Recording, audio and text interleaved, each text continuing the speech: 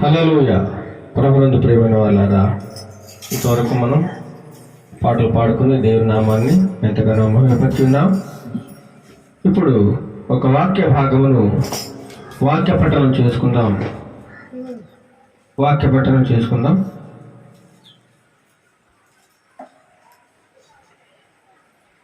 కీర్తన గ్రంథము 146వ కీర్తన భాగము మొదటి నుండి చివరి వరకు మన మధ్యలో ఉన్న ప్రవీణ్ కుమార్ వచ్చి చదివినిపిస్తారు. ఈ రోజుకై ఏర్పాటు చేయబడిన వాక్యపట్నము కీర్తన 146 1 నుంచి 7 వరకు చదువుకున్నాం. యెహోవాను స్తుతించుడి, నా ప్రాణమా యెహోవాను స్తుతింపుము. నా జీవిత కాలమంతయు నేను యెహోవాను స్తుతించెదను. నేను బ్రతుకున్న కాలమంతయు నా దేవుని కీర్తించెదను. రాజుల చేతనైనను నరుల చేతనైనను రక్షణ కలుగదు. వారిని కొనుకుడి, వారి ప్రాణము వెడలిపోవును. వారు మంటి పాలుగుతారు. వారి సంకల్పములు నాడే నశించును. ఎవరికి యాకోబు దేవుడు సహాయకుడగును. ఎవడు తన దేవుడైన యెహోవా మీద ఆశ పెట్టుకొనున్న వాడు ధన్యుడు. ఆయన ఆకాశము, భూమిని, సముద్రమును, దానిలోని సర్వమును సృజించినవాడు. ఆయన ఎన్నడూను మాట తప్పనివాడు. బాధపరచువాడు వారికి ఆయన న్యాయము తీర్చును. ఆకలిగొని వారికి ఆహారము దయచేయును. యెహోవా బంధించబడిన వారిని విడుదల చేయును. యెహోవా గుడ్డి వారిని కనులు తెరవజేయువాడు. యెహోవా కృంగిన వారిని లేవనెత్తువాడు. యెహోవా నీతిమంతులను ప్రేమించువాడు. యెహోవా పరదేశులను కాపాడువాడు. ఆయన తండ్రి లేని వారిని విధవరానులను ఆదరించువాడు. భక్తిహీనుల మార్గమును ఆయన వంకర మార్గముగా చేయును. యెహోవా నిరంతరము ఏలును. సియోను నీ దేవుడు తరములన్నిటిను రాజ్యము చేయును. యెహోవాను స్తుతించుడి. దేవుడు తన పరిశుద్ధులను దీవించును.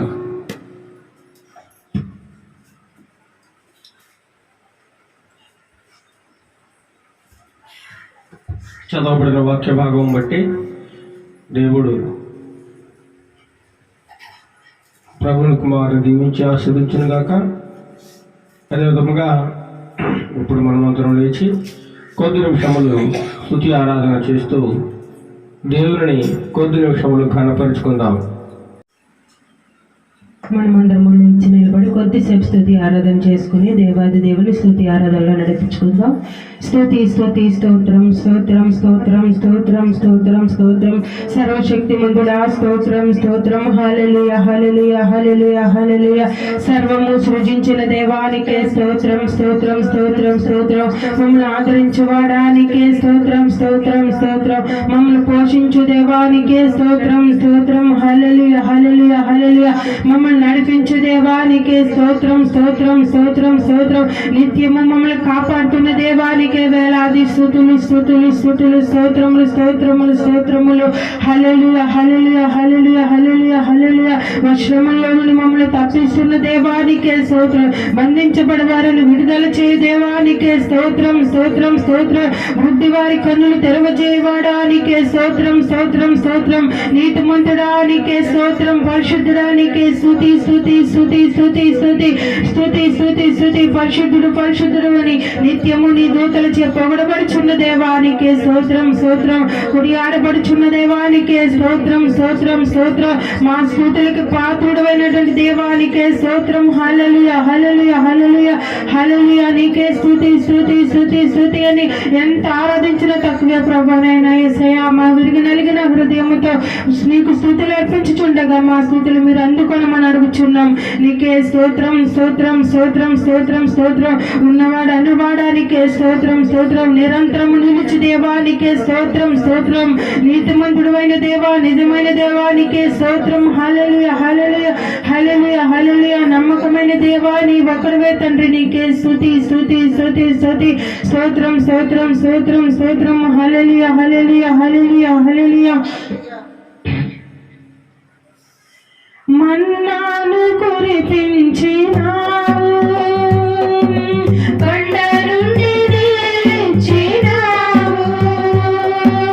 మన్నాను కురిపించినావు, కొండ నుండి దిగిచ్చినావు.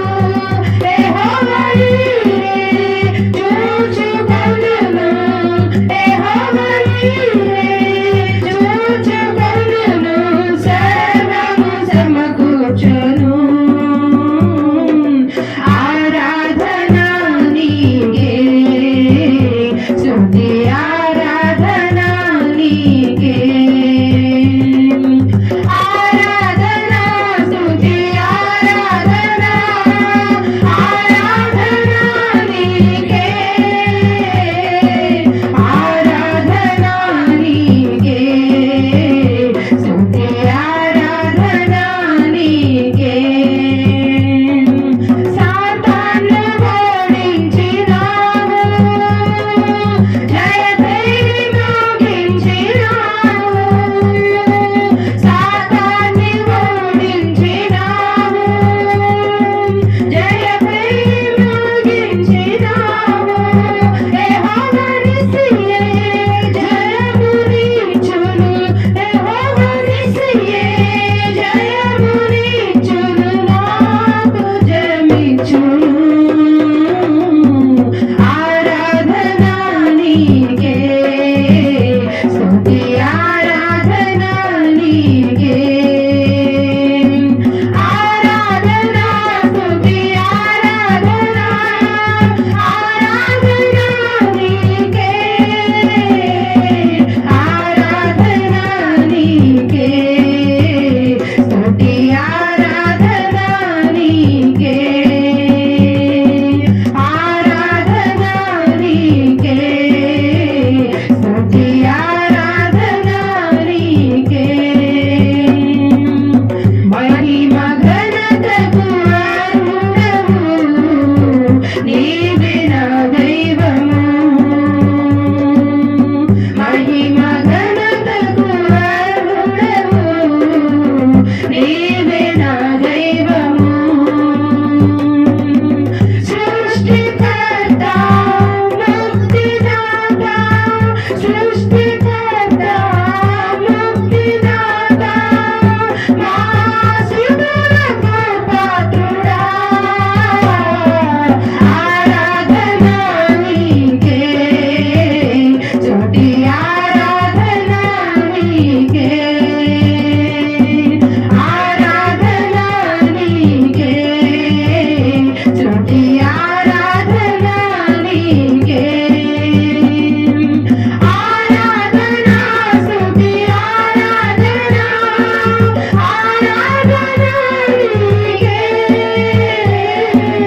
ఆరాధన నీకే, స్తుతి ఆరాధన నీకే. ఆరాధన నీకే, స్తుతి ఆరాధన నీకే. ప్రార్థన చేసుకుందాం మన మధ్య. మన పరిశుద్ధాత్మ ప్రియేక దేవానికి స్తోత్రం స్తోత్రం తండ్రి. స్తుతులకు పాత్రుడా నీకే వందనాలు తండ్రి. నా తండ్రి ఆరాధన అంతట్లో నీవే ఉన్నావు నాయన. ప్రభా నా తండ్రి పాటల్లోనే ఉన్నావు నాయన, పాటల్లోనూ ఉన్నావు తండ్రి, వాద్యాల్లోనూ ఉన్నావు తండ్రి. నీకే మహిమ నాయన, నీకే వందనాలు నాయన. చిన్న బిడ్డలు పెద్ద బిడ్డలు తండ్రి నీ వాగ్దానాన్ని ప్రభావ ప్రకటించగానే తండ్రి నీవే మహిమ పొందిమని గంత పొమ్మనే తండ్రి. నా చిన్నవాళ్ళ దేవుడు మన ఆలకించమనే ప్రభా నీకే వందనాలు స్తోత్రాలు తండ్రి. నా రాజుగారు నీకే మహిమ నాయన, నీకే అలాది స్థుతులు నాయన. తండ్రి అవకాశం ఉన్న మా తండ్రి ఆ సీనుడా ఆ ప్రార్థన అంగీకరించి తండ్రి నీకే వందనాలు ప్రభా.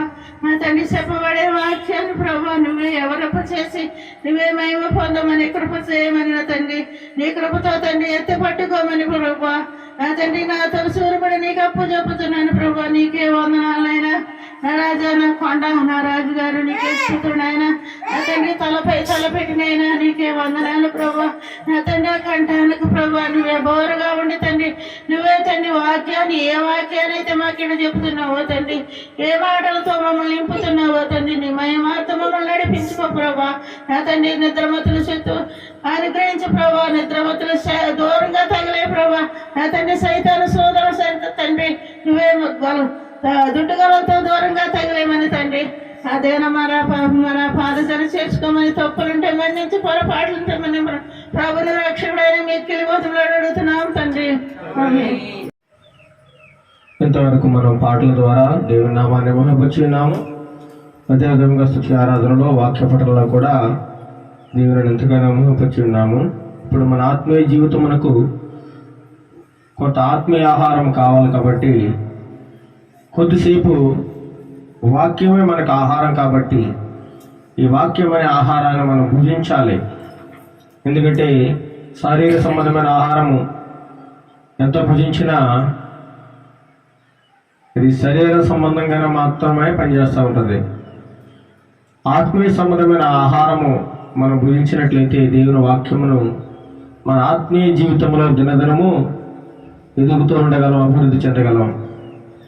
మనము ఆ యొక్క దేవునిలో అంటుకట్టబడి జీవించడానికి మనకెంతగానో ఈ యొక్క ఆత్మీయ ఆహారము ఉపయోగపడుతూ ఉంది.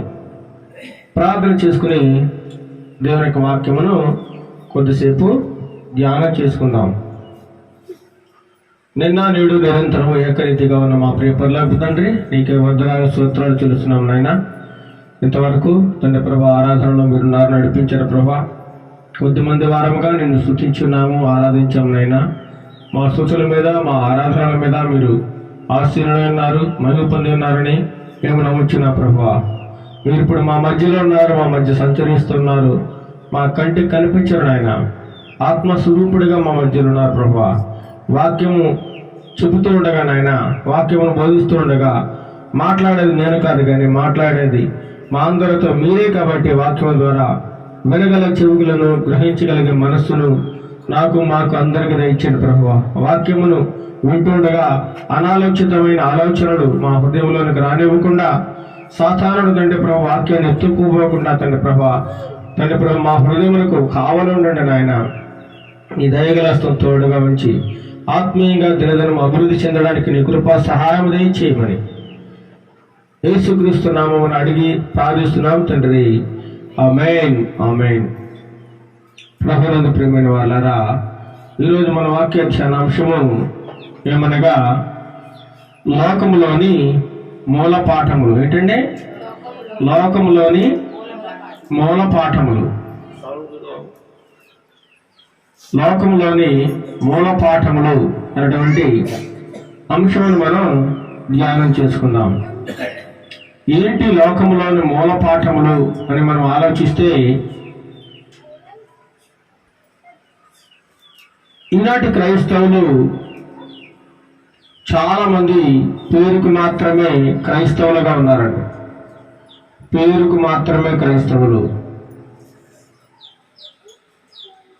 క్రీస్తుకు ఆరాధన చేస్తారు, పాటలు పాడతారు, వాక్యం చదువుతారు, వాక్యాన్ని కూడా బోధిస్తారు, బల్ల ఆరాధనలో పాల్గొంటారు.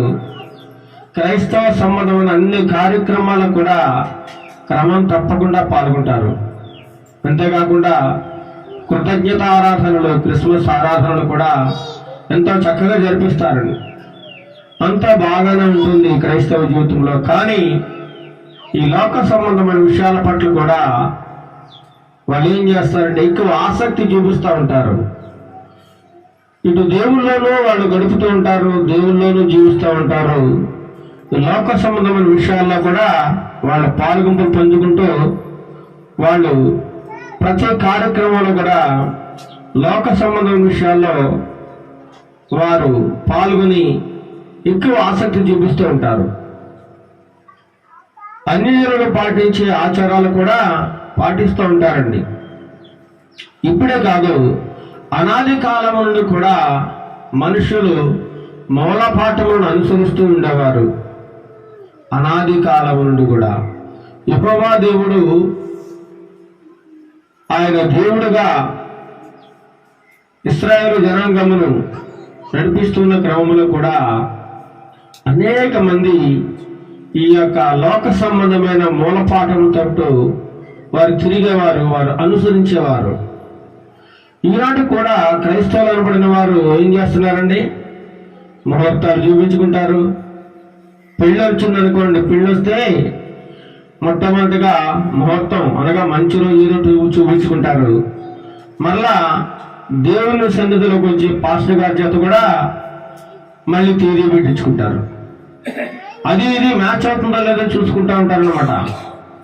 ఇది లోక సంబంధమైనటువంటి మూల పాఠము. అనగా దేవుడిని అనుసరిస్తారు, లోకాన్ని కూడా అనుసరిస్తూ ఉంటారు. అదే విధంగా కొంతమంది జ్యోతిష్యం కూడా చెప్పించుకుంటూ ఉంటారు. జ్యోతిష్యం ఏంటి, నా భవిష్యత్తు ఎలా ఉంటుంది, నేను రాబోయే కాలంలో నేను ఎలా ఉండగలను, నా పద్ధతి ఏంటి, నా ప్రణాళికలు ఏంటి, ఇవన్నీ కూడా వారు చూపించుకుంటూ ఉంటారు. ఇంకేం చేస్తారు, కొంతమంది సోది చెప్పించుకుంటూ ఉంటారు. సోది.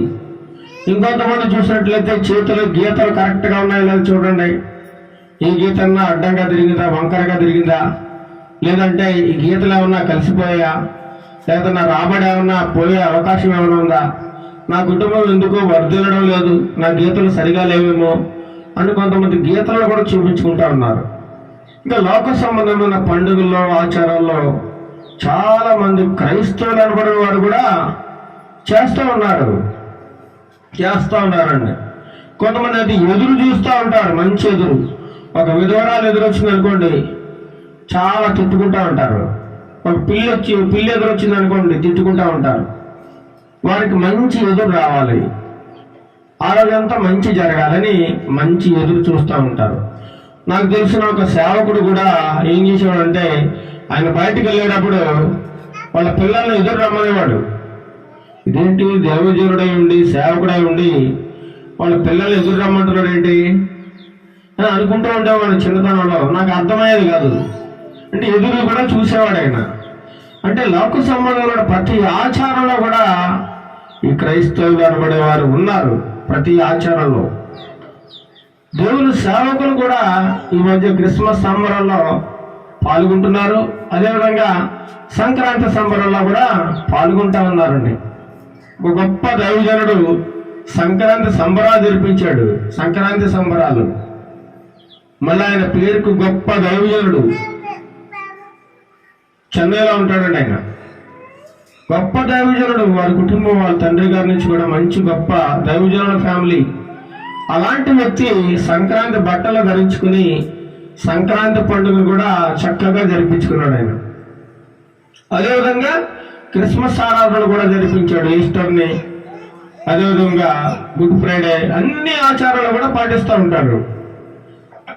అన్ని కలగొప్పలగం చేసేసి కలగూర వంటకంలాగా ఉండినట్లు ఈనాటి క్రైస్తవులు జీవిస్తూ ఉన్నారండి. సగం లోకంలోనూ సగం క్రీస్తులో ఉంటా ఉన్నారు.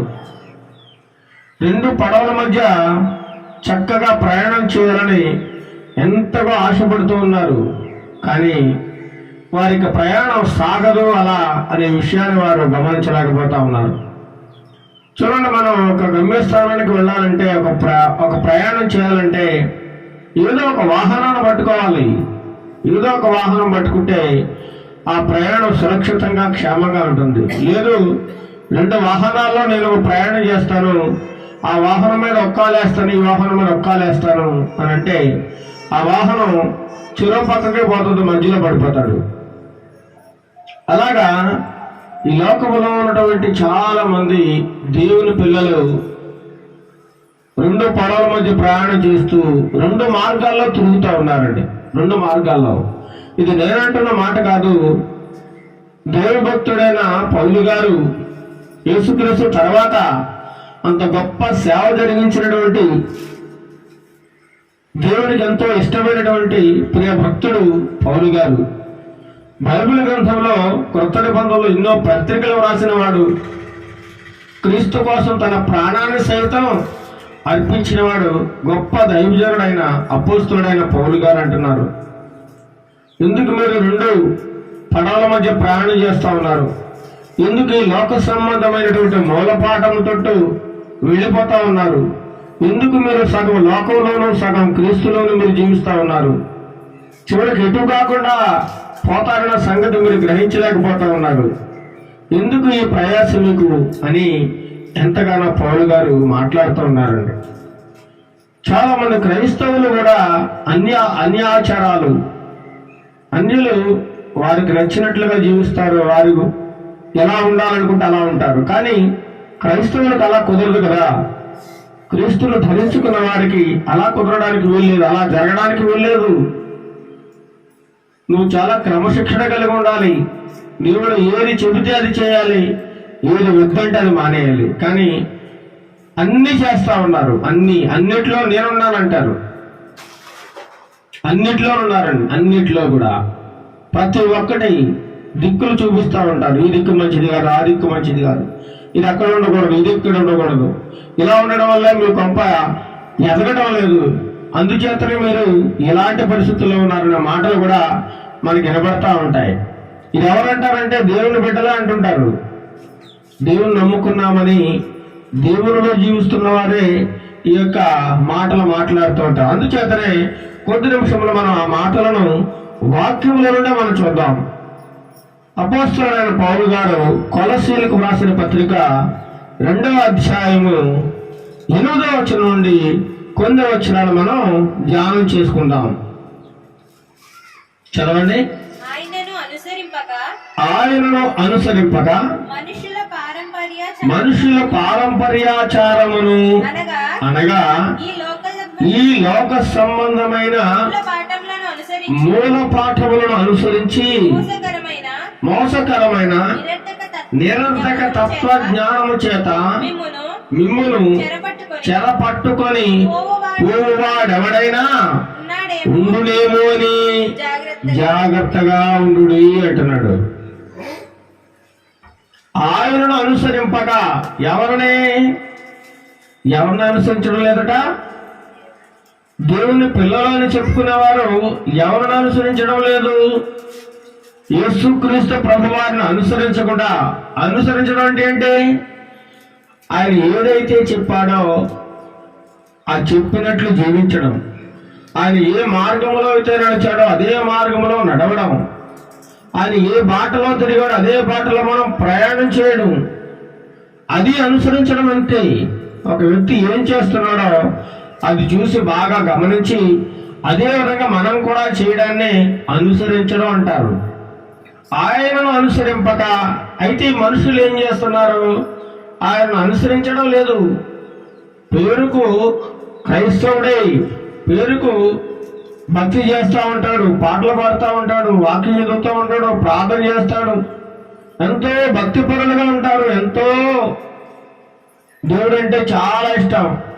కానీ ఆయనను మాత్రం అనుసరించి జీవించడం లేదని ఇక్కడ వాక్యం సెలవిస్తూ ఉంది. ఆయనను అనుసరించి జీవించాలి.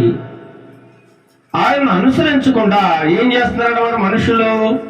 మనుషుల పారంపర్యాచారము అనగా మనుషులు ఈ లోకంలో ఏదైతే ఆచారాలు కల్పించుకుని ఇది మంచిది కాదు, అది మంచిది కాదు, ఇది చేయకూడదు, అది చేయకూడదని ఏ విధమైనటువంటి ఆచారాలు ఈ లోకంలో కల్పించుకున్నారో అవన్నీ మీరు పాటిస్తున్నారు అంటున్నాడు పౌలు గారు. దేవుని అనుసరిస్తూ కూడా ఇవన్నీ మీరు ఎందుకు చేస్తున్నారు? మనుషుల పారంపర్యాచారమును అనగా ఈ లోక సంబంధమైన మూల పాఠములు. ఏ పాఠములండి? మూల పాఠములు. ఆనాడు దేవుడు ఇశ్రాయేలును ఐగుప్తు బానిసత్వం నుండి నడిపించిన తర్వాత మోషే కొండ మీదకి వెళ్ళి దేవుని యొక్క సన్నిధిలో గడుపుతూ దేవుని యొక్క ఆజ్ఞలు తీసుకుంటూ ఉన్నాడు. అక్కడ ఈలోగా ఈ మనుషులు ఏం చేశారండి? మోషే వెళ్ళి చాలా రోజులైంది, ఇక కిందికి రావడం లేదు, మోషే అక్కడ చచ్చిపోయి ఉంటాడు, మనల్ని నడిపించే నాయకుడు లేడు, మనల్ని ఎవరు నడిపిస్తారు? మనకు ఒక నాయకుడు కావాలి, మనకు ఒక దేవుడు కావాలని మోషే కొండ మీద నుంచి వచ్చేలోపు ఏం చేశారండి? వారొక విగ్రహాన్ని చేసుకున్నారు. వారి చెవుల్లో, ముక్కుల్లో, కాళ్ళకున్న కడియాలు, బంగారం కమ్ములు, చెవుదిద్దులు, గొలుసులు అన్నీ కూడా ఒక బంగారం అంతా కూడా కలబోసి ఒక దూడ విగ్రహం చేసుకున్నారట. ఒక దూడ విగ్రహం చేసుకుని నీవే మా దేవుడు అని చెప్పి ఆరాధన చేస్తా ఉన్నారు. చూడు, అంతవరకు కూడా వారిని దేవుడే నడిపించాడు. దేవునితో కలిసిమెలిసి ఉన్నారు.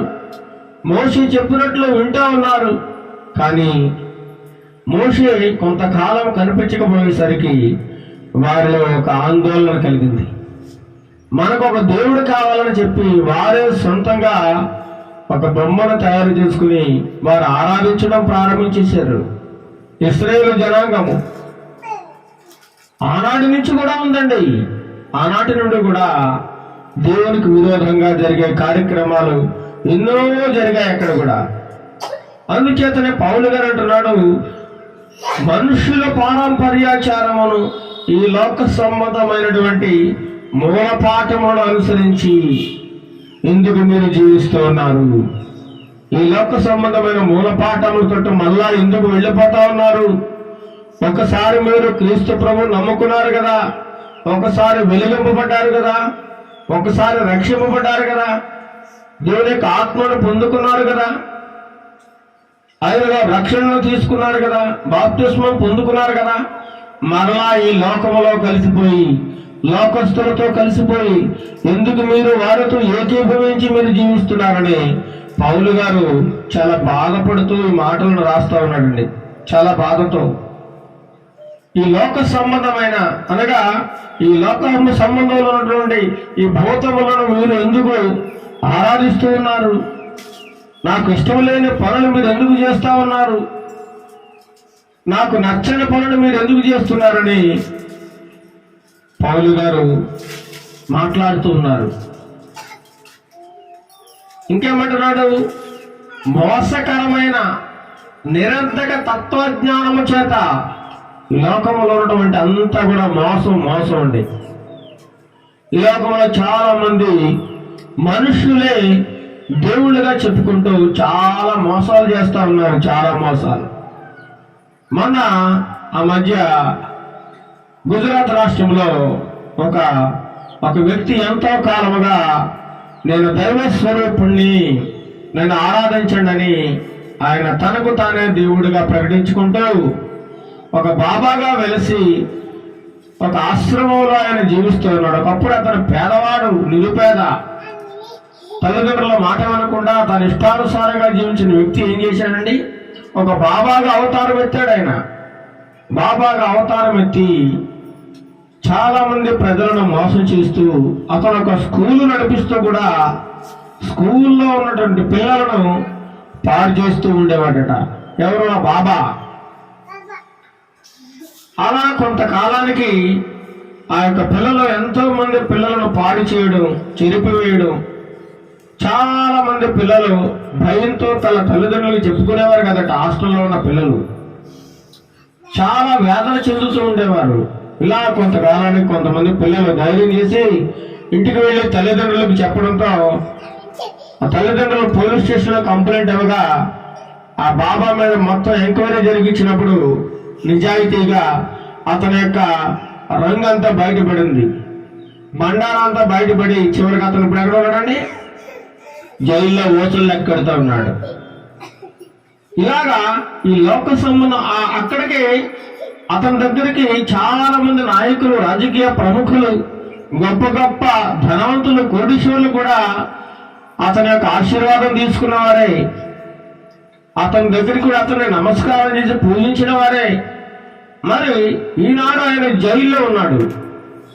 ఇలాగ అనేక మంది మోసం చేస్తూ ఉన్నారు. ప్రజలను మోసం చేసి బ్రతుకుతూ ఉన్నారని వాళ్ళు ఎన్నో చోట్ల ఇలా జరుగుతూనే ఉన్నాయి. మన నిరంతరము కూడా పేపర్లో, టీవీలో చూస్తూ ఉన్నాము. మోసకరమైన నిరంతర తత్వజ్ఞానం వాళ్ళది. మేము జ్ఞానులం అనుకుంటూ మేము చాలా గొప్ప దైవ స్వరూపులం, మేము ఏది చెబితే అది జరుగుతుంది, మేము జరగబోయేది చెబుతాం, మేము చెప్పింది వేదం, మేము చెప్పింది మీరు విన్నారంటే మీ కుటుంబాలు ఆశీర్వదింపబడతాయి, నేను చెప్పినట్లు చేస్తే మీరు చక్కగా ధనవంతులైపోతారు, మీరు మంచి రాజకీయ భవిష్యత్తు ఉంటుంది అని చెప్పి వారు చెప్పినప్పుడు వీళ్ళు ఏం చేస్తారండి? ఆ మోసపు మాటలన్నీ కూడా నమ్మి ఇంకా ఇంకా ఇంకా మోసపోతూనే ఉన్నారు. ఇలాంటి మోసకరమైన వాళ్ళ చేతుల్లో పడి మీరు నాశనమైపోకుండా మీరు కాపాడబడాలని దేవుడు పౌలు గారి ద్వారా మాట్లాడుతూ ఉన్నాడండి. మిమ్మల్ని చెరపట్టుకుని పోవాడు ఎవరైనా ఉన్నారేమో అని వారిని గురించి జాగ్రత్తగా ఉండండి మీరు అంటున్నాడు. లోకంలో మిమ్మల్ని పాడు చేసేవాళ్ళు మీరు పక్కనే ఉంటారు. మిమ్మల్ని అమ్మా మీరు దేవుని గుడికి వెళ్తున్నారు కదా, వెళ్ళండి, అది చేయండి. ఈ లోకంలో ఉన్నటువంటి ఇవి కూడా చెయ్యాలి మనం. ఎందుకంటే మనం లోకంలో జీవిస్తున్నాం కదా. ఇవి పాటించకపోతే మనకు అరిష్టం కలుగుతుంది, నష్టం కలుగుతుంది. లోకంలో అందరూ వెళ్ళే దారిలో మనం కూడా వెళ్ళాలి. మనం ఒకరం ప్రత్యేకంగా వెళ్దామంటే కుదరదు అని అనేక మంది మనకు హితబోధ చేస్తూ ఉంటారు. హితబోధ వాళ్ళేదో మనల్ని మంచి దారిలో నడిపించినట్లుగా మనల్ని ట్రాక్ తప్పిస్తూ ఉంటారండి. మనం వెళ్ళే మార్గాన్ని వాళ్ళు తప్పించేస్తూ ఉంటారు. మనల్ని సాతానుడి వైపు నడిపిస్తూ ఉంటారు, ఈ లోకం వైపు నడిపిస్తారు. చివరికి మనల్ని వారితో పాటు నాశనానికి తీసుకెళ్తారన్నమాట. అలాంటి వారిని గురించి మీరు జాగ్రత్తగా ఉండండి అంటున్నాడు. చాలా జాగ్రత్తగా ఉండాలి. మీరు మోసకరమైన మాటలు చెబుతారు ఈ లోకంలో. మిమ్మల్ని అన్యుల ఆచారాల వైపు నడిపిస్తారు. అక్కడికి రండి. చాలా మంది ఈరోజు మేరీమాత గుడికి వెళ్తా ఉన్నారు. మేరీమాత ఒక విగ్రహంగా పూజిస్తా ఉన్నారు చాలా మంది. అన్ని విగ్రహాల్లాగా అదే ఒక విగ్రహం అయిపోయింది. ఆమెను కూడా కొలుస్తూ అక్కడ చక్కగా పూజలు చేస్తూ ఉన్నారు, బలులు నేర్పిస్తూ ఉన్నారు, బొట్టులు పెట్టుకుంటా ఉన్నారు, గుండ్లు కొట్టించుకుంటా ఉన్నారు. అక్కడ హుండీలో కానుకలు వేస్తా ఉన్నారు. అక్కడికి చూస్తే అక్కడికి అందరూ వస్తారండి. అన్ని మతాల వాళ్ళు, అన్ని కులాల వాళ్ళు వస్తారు. అక్కడ తమకు మొక్కుబళ్ళు చెల్లించుకుంటా ఉన్నారు. మొక్కుబళ్ళు ఎవరైనా మేరీమాత ఎవరు? యేసుక్రీస్తు ప్రభు వారి యొక్క తల్లి. యేసుక్రీస్తు ప్రభు ఆమెను ఒక సాధనంగా వాడుకున్నారు. ఆయన ఈ భూలోకానికి యేసుక్రీస్తు ప్రభు వారు రావడానికి ఆమెను ఒక తల్లిగా, ఒక సాధనముగా మాత్రమే వాడుకున్నారు తప్ప ఆమెమి దేవుడు కాదు, దేవత కూడా కాదు. కానీ ఈనాడు క్రైస్తవులు కూడా చాలా మంది అక్కడికే పరిగెడుతూ ఉన్నారండి. పిల్లలు పుడితే అక్కడికి పరిగెడుతూ ఉన్నారు. మొక్కుకోడు రకరకాల మొక్కులన్నీ మొక్కులుకొని ఆ మొక్కులు చెల్లించుకోవడానికి అక్కడ పరిగెడుతూ ఉన్నారు. ఇదంతా కూడా మూలపాఠములు, మోసకరమైన నిరర్ధక తత్వజ్ఞానం చేత కూడుకున్న పనులు అని దేవుని యొక్క వాక్యం సెలవుస్తోంది ప్రియులారా. ఎందుకంటే ఇవన్నీ మనం చేయకూడదు అని వాక్యం చెప్తుంది, నేను కాదు చెప్పేది. కేవలం నాలో నుండి వచ్చే ప్రతి మాట దేవుని యొక్క మాట మాత్రమే. ఇందులో బైబిల్ గ్రంథంలో ఏ ఒక్కటి కూడా కల్పించకూడదు, ఏ ఒక్కటి కూడా తీసేయడానికి కూడా వీల్లేదు. అందుచేత ఉన్నదే ఉన్నట్లుగా దేవుని యొక్క వాక్యాన్ని చెప్పాలి. ఒకవేళ అలా మాట్లాడలేదనుకోండి, ఇందులో ఏదైనా కల్పించినా, ఒకవేళ ఏదైనా తీసేస్తారట, ఈ బైబిల్లో ఎన్ని తెగుళ్ళు అయితే ఉన్నా అన్ని తెగుళ్ళు వాటి మీదకి వచ్చేస్తాయట. ఉన్నది ఉన్నట్టుగా చెప్పకపోతాయి. చాలా మంది వాక్యాన్ని ఏం చేస్తారంటే మనుషులకు భయపడి, అమ్మో వీళ్ళ ఉన్నది ఉన్నట్టుగా చెప్పేస్తే వీళ్ళేమో అనుకుంటారేమో, సంఘానికి రారేమో, లేదా బాధపడతారేమో అని చెప్పి కొన్ని దాచి పెడతా ఉంటారు. ఆ యొక్క మర్మాలను, ఆ వాక్యాలను చెప్పరు వాళ్ళకి. ఎందుకంటే బాధపడతారేమో అని, సంఘానికి మానేస్తారేమో అని భయంతో కొన్ని వాక్యాలను దాచేస్తూ ఉంటారు. కానీ అలా దాయకూడదని దేవుని వాక్యం సెలవిస్తూ ఉంది. ప్రతి ఒక్కటే వాళ్ళకి తెలియజేయాలి, ఉన్నది ఉన్నట్లుగా చెప్పాలి. ఎవరు ఏమనుకున్నా, వచ్చినా రాకపోయినా ఉన్నది ఉన్నట్లుగా చెప్పమని దేవుని వాక్యం సెలవిస్తూ ఉంది. గలతీయులకు రాసిన పత్రిక 4వ అధ్యాయంలో 3-4 వచనాలు చూడండి. అక్కడ కూడా పౌలు గారు ఒక చక్కని మాటలు మాట్లాడుతూ ఉన్నారు. గలతీయులకు రాసిన పత్రిక 3:4 అటువలనే మనమును బాలురమై ఉన్నప్పుడు లోక సంబంధమైన మూల పాఠములకు లోబడి దాసులమై ఉంటుంది. చూడండి, మనం ఎలా ఉన్నామట? బాలురమై ఉన్నప్పుడు బాలురు అనగా చిన్నపిల్లలు. చిన్నపిల్లలకి ఏమైనా తెలుస్తుందండి? చిన్నపిల్లలకి ఏం తెలియదు. మనం కూడా తెలిసి తెలియని వయసులో ఏదో అక్కడికి ఇక్కడికి మన ఇష్టం వచ్చినట్టు తిరిగాం, సినిమాలకు వెళ్ళాం, గుళ్ళో గోపురాల చుట్టూ తిరిగాం, ఎన్నో చెడు పనులు చేశాం, ఎన్నో తెలిసి తెలియక ఎన్నో మోసకరమైన మాటలు మాట్లాడాం, ఎన్నో ప్రదేశాలకు తిరిగాం. ఇవన్నీ కూడా మీరు బాలురుగా ఉన్నప్పుడు ఏమీ తెలియని వయసులో మీరు చేసి ఉంటారు. కానీ ఇప్పుడేమంటున్నాడు దేవుడు? ఇప్పుడేమంటున్నాడు? ఈ లోక సంబంధమైన మూలపాఠములకు అప్పుడు మనం దాసులుగా ఉన్నాం. ఎప్పుడు మీకు తెలియనప్పుడు, మీకు ఈ వాక్యం తెలియనప్పుడు, యేసుక్రీస్తు ప్రభువాల గురించి మీకు తెలియనప్పుడు ఈ లోకములో మీ ఇష్టం వచ్చినట్లుగా మీరు నడిచారు, మీకు నచ్చినట్లు జీవించారు, మీకు నచ్చిన దేవుడిని మీరు ఆరాధించుకున్నారు. కానీ ఇప్పుడు ఏమంటున్నాడు తెలుసా? వాటన్నిటికీ లోకంలో ఉన్న సమస్తానికి మీరు దాసులుగా ఉన్నారట. ఏమైపోయారట? ఈ లోక సంబంధమైన మూలపాఠములకు లోబడిపోయారు. అన్ని ఆచారములకు మీరు లోబడి వారు చేసినట్లుగా మీరు కూడా చేశారు. ఒకప్పుడు ఈ లోకంలో ఉన్న వాటన్నిటికీ మీరు దాసులుగా ఉన్నారు. 4వ వచనంలో అంటాడు, అయితే కాలము పరిపూర్ణమైనప్పుడు దేవుడు తన కుమారుని పంపరు. ఇలా జీవిస్తూ ఉండగా మనుషుడు పాపములో శాపములో జీవిస్తూ ఉన్నప్పుడు ఈ పాపని రక్షించడానికి, ఈ పాప యొక్క మనసు మార్చడానికి, ఈ పాపని దేవుని వైపు తిప్పడానికి, పరలోకం వైపు నడిపించడానికి యేసుక్రీస్తు ప్రభు వారిని దేవాది దేవుడు ఈ లోకానికి కాలము పరిపూర్ణమైనప్పుడు పంపించడం జరిగిందండి. అయితే ఆయన ఏం చేశాడట? స్త్రీ యందు పుట్టాడు. ఏ స్త్రీ ఆవిడ? పరిశుద్ధమైన కన్యక మరియా. మరి అండి పరిశుద్ధురాలు ఆమె. ఆ కన్యక ద్వారా పుట్టి ఏం చేశాడు ఆయన? మనము దత్తపుత్రులము కావాలని, మనమందరం కూడా ఆయనకు దత్తపుత్రులు కావాలని, ధర్మశాస్త్రముకు లోబడి ఉన్న వారిని విమోచించుటకై ధర్మశాస్త్రమునకు లోబడినవాడు ఆయన. ధర్మశాస్త్రాన్ని ఆయన పాటిస్తూ ఉన్నాడు, కానీ ధర్మశాస్త్రములో నుండి విడిపించాడు. ధర్మశాస్త్రంలో కొన్ని మూలపాఠములు ఉన్నాయి, అనాది ఆచారములు ఉన్నాయి, వాటన్నిటినీ కూడా కొట్టివేశాడు. ధర్మశాస్త్రములకు లోబడి ధర్మశాస్త్రంలో ఉన్నటువంటి ఏదైనా ఆచారములు ఉన్నాయేమో అవన్నీ కూడా దేవుడు కొట్టేశాడండి. ఎందుకంటే పాత నిబంధన గ్రంథంలో కొన్ని బలులు ఉండేవి. పాపము చేసి ఒక కోడిని కానీ మేకని కానీ బలి అర్పించేసేవారు. ఆ రోజుతో ఆ పాపం పోయిందని అనుకుంటూ ఉండేవారు అనమాట. కానీ యేసు ప్రభు వారు వచ్చిన తర్వాత అవన్నీ తీసేశాడు ఆయన. అవన్నీ తీసాడు. ఎందుకంటే ఆయనే నీకోసం నా కోసం ఆయన కలవరి శిలువలో బలిగా అయిపోయాడు, బలిగా అర్పింపబడ్డాడు. చివరి రక్తపు బొట్టు వరకు కూడా మన యొక్క పాపాన్ని కడగడానికి మాత్రమే ఆయన ఉపయోగించాడండి. అలాంటి మహా గొప్ప దేవుడు మన దేవుడు. మనము ఆయనకు దత్తపుత్రము కావాలని ధర్మశాస్త్రముకు లోబడి ఉన్న వారిని కూడా విమోచించడానికి వెనక విడిపించడానికి, ఎవరైతే ధర్మశాస్త్రం మాత్రమే పాటిస్తామో ఇంక దేనిని మేము అనుసరించము అనుకున్న వారిని, అలాంటి వారిని కూడా ధర్మశాస్త్రం నుండి విడిపించి ధర్మశాస్త్రానికి ఈయన లోబడిన వాడు అయ్యాడట. అంత గొప్ప దేవుడు మన దేవుడు.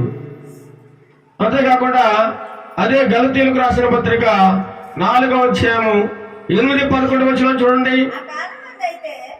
ఆ కాలమందైతే మీరు దేవుని ఎరుగున వారై నిజమునకు దేవుళ్ళు కాని వారికి దాసులై ఉంటుంది. దేనికి? ఆ కాలము. ఏ కాలముందు? అనాది కాలములు,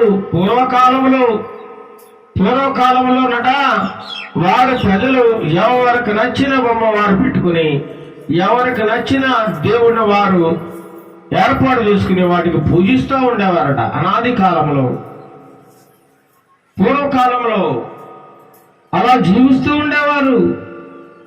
వాళ్ళకి దాసులుగా ఉండేవారట. వాటికి పూజలు పురస్కారాలు చేస్తూ ఉండేవారట ఇశ్రాయేలు జనాంగం వారు. ఇలా ఉంటూ ఉన్న క్రమంలో యేసు ప్రభు వారు వచ్చిన తర్వాత యేసు ప్రభు వారు దేవుడని తెలుసుకున్న తర్వాత కూడా నువ్వు మళ్ళా అందులోకి వెళ్ళడం ఏం బాగాలేదని యేసు ప్రభు వారు చెబుతా ఉన్నారు. ఇప్పుడు మీరు దేవుని ఎరిగిన వారును మరి విశేషంగా దేవుని చేత ఎరుగబడిన వారై ఉన్నారు కనుక బలహీనమైనవి నిష్ప్రయోజనమైన మూల పాఠములు తట్టు మరలా తిరిగినేలా ఒక్కసారి మీరు వెలిగింపబడ్డారు కదా. ఒక్కసారి మీరు ఇంతవరకు మీరు లోకంలో జీవించారు, ఇంతవరకు మీకు ఇష్టం వచ్చిన దారిలో మీరు నడిచారు, ఇంతవరకు మీరు ఇష్టం వచ్చినట్లు మాట్లాడారు, ఇంతవరకు ఏవేవో నాకు ఇష్టమైన పనులన్నీ మీరు చేశారు. ఇక నన్ను మీరు తెలుసుకున్నారు కదా, నన్ను నమ్ముకున్నారు కదా, మరి నా మాటల ప్రకారం మీరు జీవించారు కదా. మరలా నాలో కొంత లోకంలో కొంత, నాలో సగం లోకంలో సగం ఎందుకు మీరు జీవిస్తున్నారు అని అడుగుతున్నాడు. మరలా లోక మూలపాఠంతో మరలా ఎందుకు తిరిగిపోతా ఉన్నారు? మునుపటి వల్ల మరలా వాటికి దాసులై ఉండకూడనేలా? ఎందుకు మళ్ళా వాటికి దాసులైపోతున్నారు? మళ్ళీ ఎందుకు ఈ పండుగల పబ్బాల్లో మీరు ఎందుకు పాలుగుంపులు పంచుకుంటున్నారు? ఎందుకు మీరు ఆచారాలన్నీ పాటిస్తున్నారు? ఎందుకు ముహూర్తాలు చూస్తున్నారు? ఇంకా అంటాడు కింద చూడండి 10వ వచనంలో, మీరు దినములను ఏం చేస్తున్నాడు? మంచి రోజు. ఈరోజు అండి కొంతమంది ఏం చేస్తారంటే డబ్బులు ఇవ్వాలనుకోండి, మంగళవారం డబ్బులు ఇవ్వరు. ఇస్తారా? ఎవరు? ఈరోజు మంగళవారం డబ్బులు ఇవ్వరు, ఈరోజు మంచిది కాదండి, రేపు రా. పోనీ తన పాపం శుక్రవారం ఏదో గట్టి అవసరం వచ్చింది, చాలా ఆసుపత్రికి వెళ్ళాలి, ఇబ్బందుల్లో ఉన్నాడు. శుక్రవారం నాడు పాప అవసరం వచ్చింది, డబ్బులు ఇవ్వాల్సిన దగ్గరికి వెళ్తే ఏమంటాడు అతను? ఈరోజు శుక్రవారం డబ్బులు లేవు, ఈరోజు మంచిది కాదు, ఈ రోజు మంచిది కాదు, ఆ రోజు మంచిది కాదు. మనుషులు ఇవన్నీ కల్పించుకుంటా ఉన్నారు లోకంలో. దేవుడు మొదటి రోజు సృష్టిని చేసినప్పుడు దాన్ని ఏమన్నాడు? మంచిది అన్నాడు. రెండవ రోజు మంచిది అన్నాడు. మూడవ రోజు మంచిది అన్నాడు. నాలుగవ రోజు కూడా మంచిది అన్నాడు. ఐదవ రోజు మంచిది అన్నాడు. ఆరవ రోజు మంచిది అన్నాడు. ఏడవ రోజు పరిశుద్ధమైన విశ్రాంతి దినం, అది కూడా మంచి దినమే. దేవుడు మనకిచ్చిన ఈ వారం రోజులు మంచియే. 7 రోజులు కూడా నువ్వు ఏ పనైనా తీసుకొచ్చి ఎక్కడికైనా వెళ్ళొచ్చు. ఏది మంచిది కాదు, ఇది చేయకూడదు, ఈ రోజు చేయకూడదు, ఆ రోజు చేయాలని ఎక్కడా బైబిల్లో లేదండి, ఎక్కడా లేదు. మరి మీరెందుకు మంచి చెడులు చూస్తున్నారు? ఎందుకు రోజులు పాటిస్తున్నారు అని అడుగుతున్నాడు దేవుడు. మాసములను, మాసం అంటే నెలలో కూడా ఈ నెల మంచిది కాదు, ఆ నెల మంచిది కాదు. పెళ్లి ముహూర్తం ఉందనుకోండి, చాలా మంది ఆషాఢంలో పెళ్లిళ్ళు చేయరు, ఎందుకంటే అది మంచిది కాదట. కీడు కొట్టేస్తుంది, కీడు తగిలేస్తుంది. కాబట్టి ఆషాఢంలో పెళ్లిళ్ళు బంద్. చాలా మంది క్రైస్తవులు కూడా అలాగే పాటిస్తున్నారు. ఆ నెలలో ఏ పని చేయకూడదంటారు, శుభకార్యాలు జరిగించకూడదట. ఎవరు చెప్పారని ఎవరు చెప్పారు? దేవుడు చెప్పాడా? దేవుని వాక్యంలో స్పష్టంగా ఉంది. మీరు దినములను, మాసములను, తర్వాత ఉత్సవ కాలములను, ఉత్సవ కాలం అంటే పండగ దినములు, పండగలను ఆచరిస్తున్నారు. మీరు మంచి చెడ్డలు రోజులు చూస్తున్నారు. ఈ నెల మంచిది కాదు, ఆ నెల మంచిది కాదు, ఈ తీది మంచిది కాదు, ఆ తీది మంచిది కాదు, ఇవన్నీ పాటిస్తూ ఉన్నారు. ఇంకేమంటున్నాడు? సంవత్సరములను, ఈ సంవత్సరం అండి బాగాలేదండి, ఈ సంవత్సరం అంతా దరిద్రంగా గడిచింది, సంవత్సరం మంచిది కాదు, నువ్వు మంచోడు కాదు. ఎవరో కావడం అన్నట్టు మా ఊరు మంచిది కాదని, మా ఊరు మంచిది కాదండి ఆమె చెప్పడం ఎంత తప్పండి. ఊరు మంచిదే, కానీ ఈ మనిషి మంచిది కాదు. ఊర్లో ఉన్న మనుషులు మంచోళ్ళు కాదండి. అందుచేత ఊరికి చెడ్డ పేరు వస్తూ ఉంది. అందుకే నీ నోరు మంచిదైతే ఊరు మంచిది అవుతుందంటారు సామెత. నీ నోరు మంచిగా ఉంటే ఊరంతా మంచిదే, కానీ నీ నోరే మంచిది కాదు, ఇంక ఊరు ఎలా మంచిది అవుతుంది చెప్పండి. అలాగే మీరు దేవుని నమ్ముకుంటూ కూడా మీరు దినములను, మాసములను, ఉత్సవ కాలములను, సంవత్సరములను ఆచరిస్తూ ఉన్నారు. ఎందుకు మీరు ఈ విధంగా ప్రవర్తిస్తున్నారు? దేవుని నమ్ముకుంటూ కూడా ఎందుకు మీరు ముహూర్తాలు పెట్టుకుంటున్నారు? కొంతమంది అండి పెళ్లికి రాటేస్తారు, ఆ రాటేసినప్పుడు పసుపు రాస్తారు. అంటే ఈ లోకంలో జరిగిస్తున్న ఆచారం. మరి మామిడాకులు కట్టాలి, ఎందుకంటే అందరూ చేస్తున్నారు, మనం కూడా చేయాలి. ఇంక నీకు వాళ్ళకి తేడా ఏముంది? నువ్వు వాళ్ళు ఒకటే కదా. నువ్వు దేవుణ్ణి నమ్ముకున్న ఉపయోగం లేదు కదా. నీలో ఒక ప్రత్యేకత ఏముంది? ప్రత్యేకత అంటే ఏమీ లేదు కదా. అందరూ చేసినట్లుగానే నువ్వు చేస్తున్నావు, అందరూ నడిచిన దారిలో నువ్వు నడుస్తున్నావు. ఏమాత్రమో ప్రయోజనం లేదని దేవుని యొక్క వాక్యం సెలవిస్తా ఉంది. నేను ఒక వాక్యం విన్నాను. వాక్యం ఆయన తన కుమారుడికి వివాహం జరిగించినాడు. వివాహం జరిగించినప్పుడు చక్కగా 20,000తోనే పెళ్లి అయిపోయిందట. ఎన్ని వేలండి? 20,000తో పెళ్లి అయిపోయింది.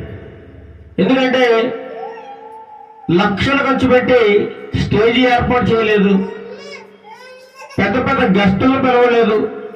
ఏమండి, అందరూ మెచ్చుకుంటారని మంచి మంచి వంటకాలు వండించలేదు, ఖరీదైన బట్టలు కొనలేదు, ఖరీదైన డీజే సౌండ్లు లైటింగ్లు పెట్టించలేదు, ఖరీదైన వస్తువులు ఏది వాడలేదట. చాలా నిరాడంబరంగా సామాన్యంగా. ఆయన గొప్ప దైవజనుడు అండి. ఆయనకు అన్నీ ఉన్నాయి. కానీ ఆయన వివాహాలు జరిపించారట. చర్చిలో సంఘములో వారిద్దరిని పిలిచి ఒక దైవ సేవకుడిని తీసుకొచ్చి చక్కగా వాక్యం చదివి దండలు మార్చి వివాహం చేశారట. 20,000తో పెళ్లి అయిపోయిందట. 20,000తోటే. ఎంత గొప్ప సేవకుడు, ఎంత తగ్గింపు జీవితమో చూడండి. ఎంత తగ్గింపు. ఎందుకు ఈ ఆర్భాటాలు, ఆర్భాటాలు ఎందుకు ఇంత ఖర్చు అని ఆ సేవకుడు అంటున్నాడు. చాలా మంది పెళ్లికి ₹1,00,00,000 10 కోట్లు కూడా ఖర్చు పెట్టామన్నారండి. 10 కోట్లు. ఇంత ఖర్చు పెట్టిన తర్వాత ఆ భార్య భర్తల మధ్య గొడవలు వచ్చేస్తాయి. ప్రేమ అనేది ఉండదు, ఐక్యత ఉండదు, ఒకరినొకరు అర్థం చేసుకోరు.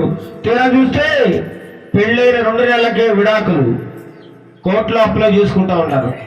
ఎందుకు మరి? డబ్బంతా వృధా అయిపోయిందా లేదా? వృధా అయిపోయింది. ఎందుకంటే వారికి వివాహంలో దేవుడు ఉండాలి, దేవుడు వారిని జతపరచాలి తప్ప ఈ లోకములో మనుషులు జతపరిచినది ఏమాత్రం కూడా అతకదండి. అందుకనే దేవుడు జతపరిచిన వారిని మనుషులు వేరు చేయకూడదన్న వాక్యంలో ఉంది. చాలా మంది అంటారు వివాహం అన్ని విషయాల్లో ఘనమైనది. ఆ ఒక మాటనే వాడుకుంటారు ఘనమైనదని. కార్డుల మీద కూడా చక్కగా ఆ మాట మాత్రం వేస్తారు, కానీ తర్వాత ఉన్న మాటలు వాళ్ళు వాడరు. పాన్పు చాలా నిష్కళంకమైనది అంటాడు. అంటే భార్యాభర్తలు వారు ఏకం కావాలంటే, వారు వివాహం జరిగించాలంటే కొన్ని కోట్ల రూపాయలు, లక్షల రూపాయలు ఖర్చు పెట్టి వారికి ఘనంగా వివాహం జరిపించమని దైవ గ్రంథములు ఎక్కడా చెప్పబడలేదండి.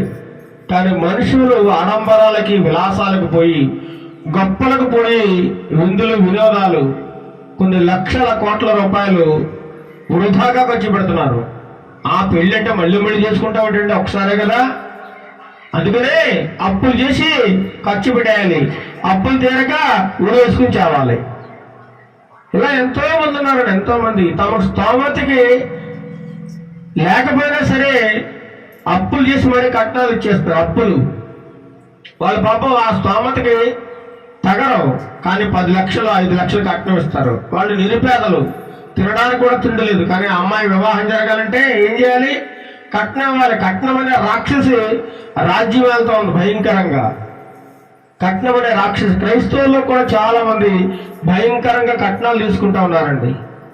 కట్నాలు తీసుకుని దేవుని సేవకులే, పాస్టర్లే కట్నాలు తీసుకున్నారు. అడుగుతున్నారు 10 లక్షలు ఇస్తారా, కారు ఇస్తారా, బండి ఇస్తారా, ఇలాగ రకరకాల బేరం. కూరగాయల మార్కెట్లో బేరం పడినట్టు వివాహ విషయంలో కూడా ఒక వ్యాపారంగా మార్చేశారు. వ్యాపార కేంద్రం అయిపోయింది. దేవుని వాక్యము అలా చెప్పడం లేదు. అందుకే ఆ దైవజనుడు అందరికీ ఆదర్శంగా ఉండాలి, అందరికీ మాదిరికరంగా ఉండాలని చెప్పి చాలా సాదా సీదాగా ఒక 20,000తోనే చక్కగా తన కుమారుడికి వివాహం జరిపించాడట. చక్కగా అందరినీ తీసుకొచ్చి అందరినీ పిలుచుకున్నాడు. ఎక్కువ ఆడంబరాలకు పోలేదు, ఎక్కువ విలాసాలకు పోలేదు, గొప్పలకు పోలేదు. చాలా తగ్గింపు జీవితం.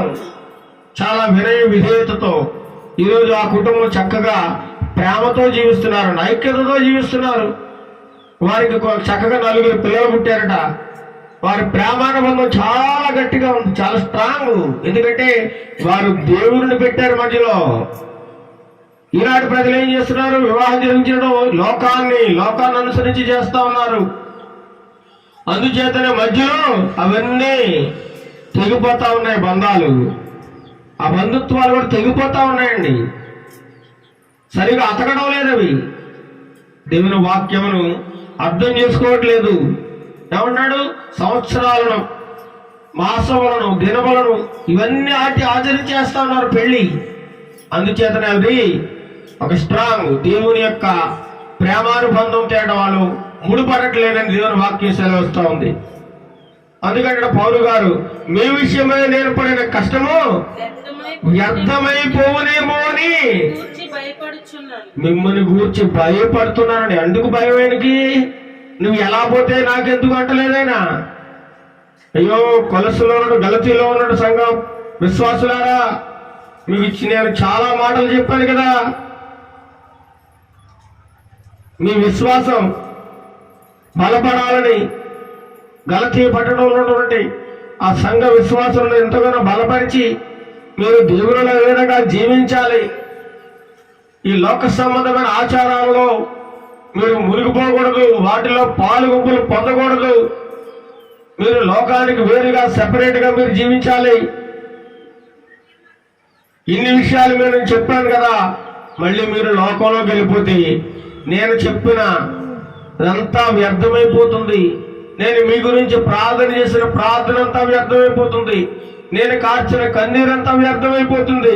దయచేసి మీరు అలా చేయొద్దు, మీరు అలా చేస్తారేమో అని నేను చాలా భయపడుతున్నాను. నేను పడ్డ కష్టం అన్నా వ్యర్థమైపోతుందేమో అని మిమ్మల్ని గురించి నాకు చాలా భయం కలుగుతుంది. ఎందుకంటే మీరు లోకంలోకి వెళ్ళిపోతారని. మరి ఈనాడు ఏ సేవకుడైనా నిన్ను గురించి భయపడుతున్నాడా? అయ్యో, నా సంఘం లోకంలో కలిసిపోతుందేమో, నా బిడ్డలు లోకంలో జీవిస్తున్నారేమో, నా బిడ్డలు లోకంలో ఉన్నటువంటి ఆచారాలను పాటిస్తున్నారేమో, వారికి నేను ప్రతి వారం వాక్యం బోధిస్తూ ఉన్నాను, దేవుని యొక్క వాక్యంతో వారిని పెంచుతూ ఉన్నాను, వారు తప్పిపోతారేమో అన్న భయము ఏ సేవకుడికైనా ఉందో చెప్పండి? అయ్యో, నేను పడ్డ కష్టం అంతా వ్యర్థమైపోతుందేమో అని ఎవడన్నా బాధపడుతున్నాడా? ఈనాటి సేవకులు ఎలా ఉన్నారండి? ఎవడు ఎలాగంటే పోను నాకేంటి, ఎవడేమైనా అయిపోని, వాడు దేవుని నమ్ముకుంటే నాకేంటి, నమ్ముకోకపోతే నాకేంటి, వాడి గుడికి వస్తే నాకేంటి, రాకపోతే నాకేంటి, వాడు సినిమాలు చూస్తే నాకెందుకు, వ్యభిచారం చేస్తే నాకెందుకు, దొంగతనం చేస్తే నాకెందుకు, త్రాగుడు తాగితే నాకెందుకని ఈనాటి పాస్టర్లు అనేక మంది చేతులు కడిగేసుకుని పక్కకు వెళ్ళిపోతా ఉన్నారు. కానీ పౌలు గారు అలా చేయలేదు.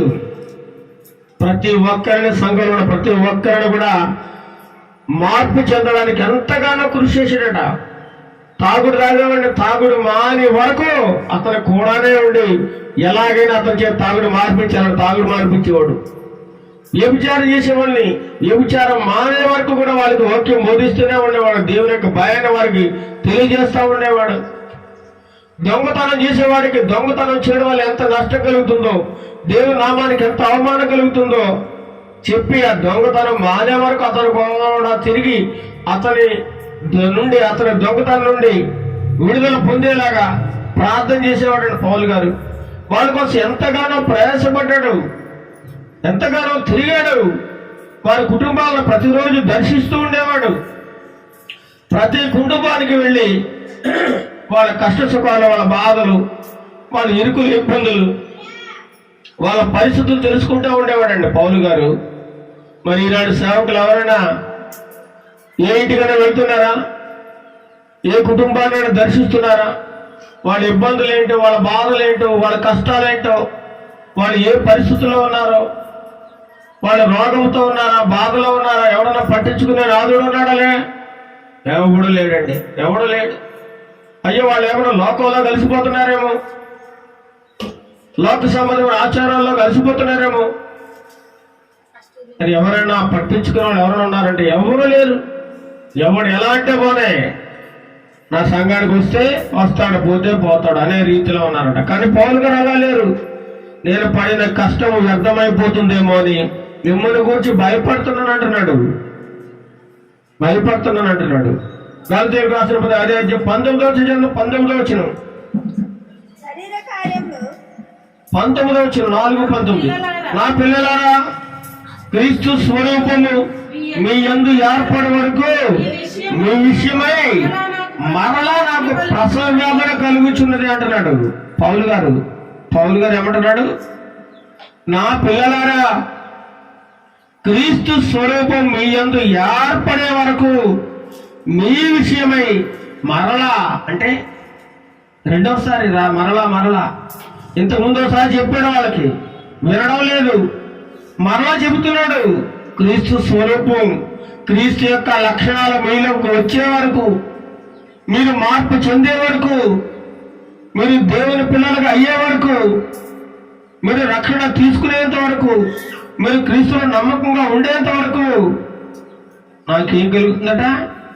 నాకు ప్రసవ వేదన కలుగుతుంది. అబ్బాయి ఎంత గొప్ప మాట వాడాడు చూడండి, ఎంత బాధతో మాట్లాడుతున్నాడు చూడండి పౌలు గారు. ప్రసవ వేదన అంట. ఈ లోకంలో భయంకరమైన నొప్పి ఏదైనా ఉందంటారట, అది ప్రసవ దినములు.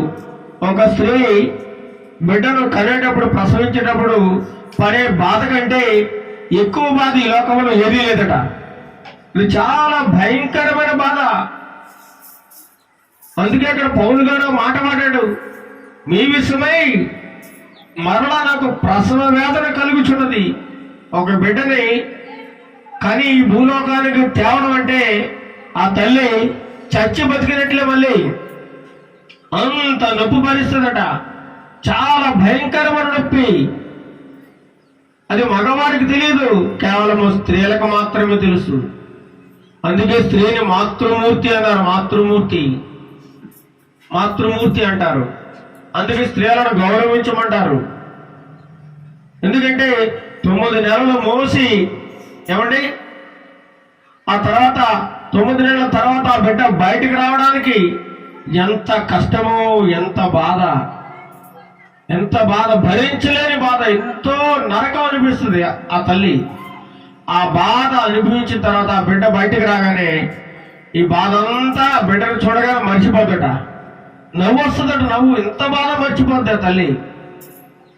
ఎంత గొప్ప మర్మమో చూడండి ప్రియులారా. దానితో పోల్చుకున్నాడు పౌలు గారు. మీ విషయమై నేను పడిన కష్టం వ్యర్థమైపోతుందేమో అని క్రీస్తు స్వరూపం మీ యందు ఏర్పడే వరకు కూడా, క్రీస్తు ప్రభు యొక్క లక్షణాలు మీలోకి వచ్చేంత వరకు కూడా, మీరు మార్పు చెందే వరకు కూడా నాకు ప్రసవ వేదన కలుగుతుందయ్యా. మీ గురించి నేను ఎంతగానో నొప్పి పడుతున్నాను, బాధపడుతున్నానని పౌలు గారు ఏడుస్తూ మాట్లాడుతున్నాడు. ఎంత విశ్వాసమో చూడండి. మన మీద ఎంత బాధ్యత ఉందో ఆయనకి. ఇలాంటి బాధ్యత నేటి క్రైస్తవుల్లో అనబడినటువంటి మీకుందా, లేదా దైవ సేవకులకుందా? చెప్పండి. ఎవరికీ లేదు. అలాంటి బాధ లేదు. ఎవరన్నా సంఘానికి రాలేదనుకోండి, ఎందుకు రాలేదని అడిగే నాదుడే లేడు, పట్టించుకోడు. వస్తే వస్తాడు, పోతే పోతాడు. వాడు వస్తే మనకేంటి? వాడు వస్తే ఏంటి, రాకపోతే ఏంటి? వాడు రావడం వల్ల మనకి ఉపయోగమా? ఇలాంటి లెక్కలు వేసుకుంటా పట్టించుకోని సేవకులు ఎంతో మంది ఉన్నారు. ఎంతో మంది. అపోస్తలుల కార్యములు 17:30 చూడండి. అపోస్తలుల కార్యం గ్రంథము 17వ అధ్యాయం 30 ముగించుకుందాం. అపోస్తలుల కార్యములు 17వ అధ్యాయం 30 ఆ అజ్ఞాన కాలములను దేవుడు చూచి చూడనట్టుగా ఉండెను.